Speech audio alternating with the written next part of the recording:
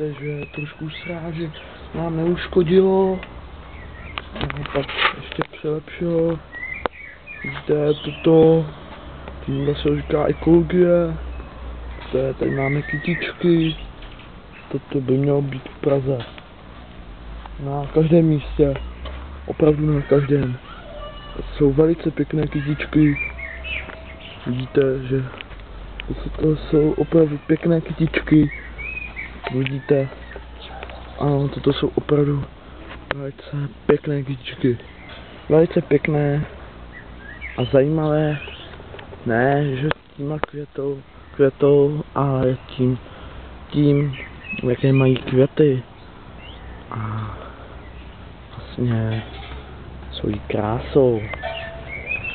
Takže vidíte, že kytiček je tu velice mnoho. A takhle by to mělo být i v Praze. A doufejme, že to tak jednou v té Praze bude.